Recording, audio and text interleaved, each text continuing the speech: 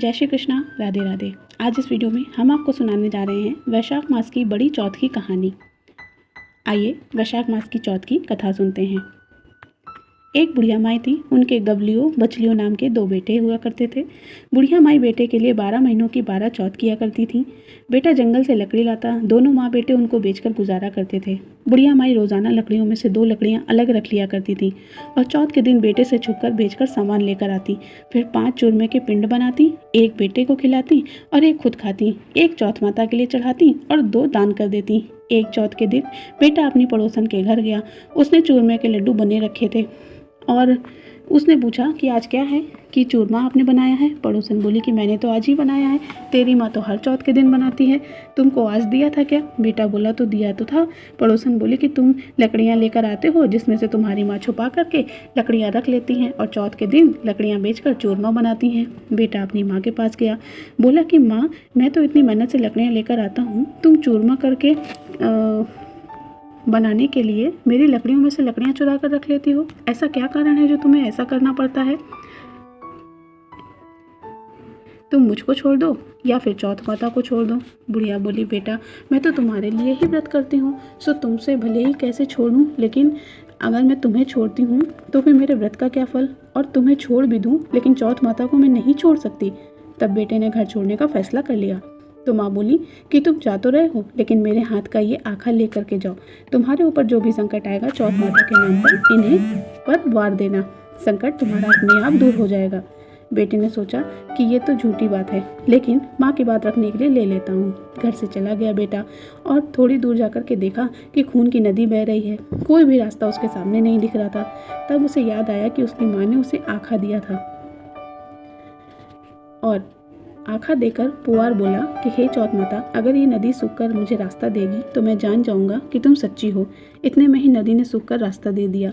थोड़ा आगे चलने पर रात होने लगी और उसके मार्ग में सुनसान जंगल आ गया।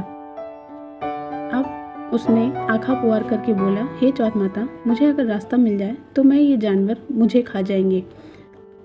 अगर मुझे रास्ता नहीं मिला तो मुझे जानवर खा जाएंगे, इसलिए मैं चाहता हूँ कि तुम मुझे रास्ता दे दो। इतने में उसको रास्ता मिल गया। आगे एक राजा की नगरी आ गई। राजा हर महीने एक आदमी की बलि देता था। वह एक बुढ़िया के घर में गया, देखता है कि बुढ़िया माई रोटी बनाते हुए रो रही थी। तब उसने पूछा कि माई तुम क्यों रो रही हो। बुढ़िया बोली कि मेरा एक ही बेटा था और आज वो राजा की बलि चढ़ जाएगा, मैं ये रोटी उसके लिए बना रही हूँ। वो बोला कि माई ये रोटी मुझे खिला दो, मैं तेरे बेटे के बदले बलि चढ़ जाऊँगा। माई बोली रोटी तो खिला दूंगी लेकिन तुम्हें कैसे भेज दूँ। उसने उसे रोटी खिला दी। रात में सोते समय बोला कि राजा का बुलावा है तो मुझे जगा देना। आधी रात को बुलावा आया। बुढ़िया माई सोचने लगी कि पराए लड़के को मैं कैसे बलि चढ़ा दूं, लेकिन इतने में ही लड़का जाग गया और जाने लगा। बुढ़िया माई बोली कि मेरी पोटली और लाठी रखी है।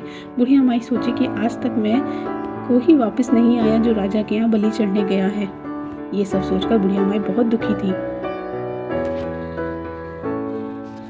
राजा का आदमी उसे साथ लेकर चला गया। वहाँ पर उसे कच्चे घड़े पकने वाले कुंड में उसने चुन दिया। वो चुना जा रहा था और उसने आंखा पुकार कर कहा, हे चौथ माता, ये संकट भी टल जाए और इसे तुम ही टालने आ जाओ। इतने में आवा पककर तैयार हो गया। 2-3 दिन बाद जब आवे के पास बच्चे खेल रहे थे, बच्चों ने खेल खेल में आवे पर कंकड़ी मारी तो अंदर से लड़के ने आवाज़ दी। बच्चों ने राजा के आदमियों के पास जाकर कहा कि आवा तो पक चुका है। राजा के आदमियों ने सोचा कि 6 महीने में पकने वाला आवा इतनी जल्दी 2 दिन में कैसे पक गया। उन्होंने ये बात राजा को बताई। राजा ने जाकर देखा तो सारे बर्तन सोने चांदी के कलश हो चुके थे। वे बर्तन उतारने लगे तो अंदर से आवाज़ आई कि सुनो सुनो, धीरे धीरे उतारना, मैं अंदर आवे में जिंदा हूँ। राजा भी सोच में पड़ गए कि आज से पहले तो आवा पकने पर कभी किसी की आवाज़ नहीं आई, फिर ये किसकी आवाज़ थी।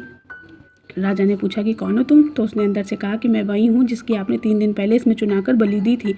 उन्होंने खोल कर देखा तो वो वही लड़का निकला जिसे 3 दिन पहले उन्होंने आवे में चुनकर बलि दी थी। उन्होंने सारी बात उन्हें बताई। उसको महल में लेकर गए। राजा ने पूछा कि तुम हो कौन और बच कैसे गए। तो उसने कहा मेरी माँ चौथ का व्रत करती थी, उसी की वजह से मैं बच चुका हूँ। तब राजा ने कहा कि ये झूठ है, इनकी परीक्षा लेनी चाहिए। राजा ने 2 घोड़े मंगवाए, एक पर स्वयं चढ़ गए और दूसरे पर उस लड़के को चढ़ा दिया। उसके हाथों और पैरों में जंजीर डाल दी गई। राजा ने कहा कि अब तुम जंगल की तरफ हम दोनों लोग चलते हैं।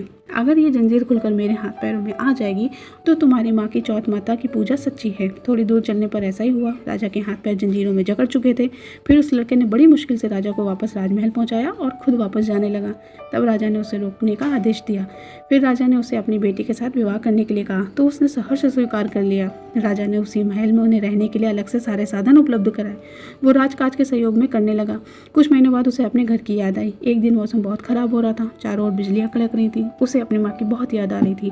उसने अपनी पत्नी से कहा कि आज तो बिजली मेरे गांव की तरफ चमक रही है। तो उसकी पत्नी यानी राजा की बेटी ने कहा कि आपका गांव भी है क्या? उसने बताया हाँ। उसने कहा आपकी माँ के बारे में आपने बताया ही नहीं। फिर उसने कहा कि चलो हम गांव चलेंगे। दूसरे दिन वो सुबह गांव के लिए रवाना हुए तो राजा ने उन्हें खूब सारा धन दे करके उन्हें विदा किया। गांव के समीप पहुंचने पर लोगों को पता चल गया। बेचारी उसकी माँ बुढ़ापे में लकड़ियाँ तो काटती नहीं थी, इसलिए गोबर के उपले बनाकर उन्हें बेचकर जीवन यापन कर रही थी। उस उपले बनाकर वो बेचारी उपले बिन रही थी तो उसकी पड़ोसन ने उसे बताया, बुढ़िया माई तेरा बेटा बहू घर आ रहे हैं। तो उसने कहा, हाय मेरा भाग्य, मेरे बेटा बहू कहाँ से आए? एक बेटा था जिसने तुमने भी आग लगा करके उसे घर से निकाल दिया। तो उसने कहा कि मैं सच कह रही हूँ, विश्वास नहीं है तो खुद देख लो। बुढ़िया ने छत पर जाकर देखा तो सच में गाँव की तरफ एक लश्कर चला आ रहा था। घर आकर बेटे ने बहू और बेटे और बहू का खूब स्वागत किया। बहू बेटे ने बुढ़िया के पैर छुए। बेटे ने कहा, माँ तेरी चौथ माता के प्रभाव से मैं आज भी जिंदा हूँ। उसी दिन पुराने तेरे गांव में हाहाकार करवा करके कल मेरे घर पर सामूहिक भोजन करवा दिया।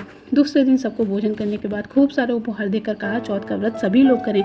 चौथ माता जैसे उस बुढ़िया माई और उसके बेटे को संकट से बचाया, वैसे ही आपकी ये कथा बोलने वाले, सुनने वाले और हुकारा करने वालों को भी उनके संतान समेत खुश रखना। वैशाख मास में जो भी आपके चौथ का व्रत करे उन्हें संतान सुख अवश्य प्रदान करना।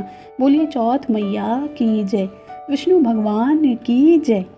दोस्तों, ये थी वैशाख मास की बड़ी चौथ की कथा। हमारे चैनल पर आपको वैशाख मास की प्रतिदिन के महात्म्य की कथा भी उपलब्ध है। आप हमारे चैनल पर बने रहिए। दिन के दिन आपको उसी प्रकार से अध्याय मिलते जाएंगे।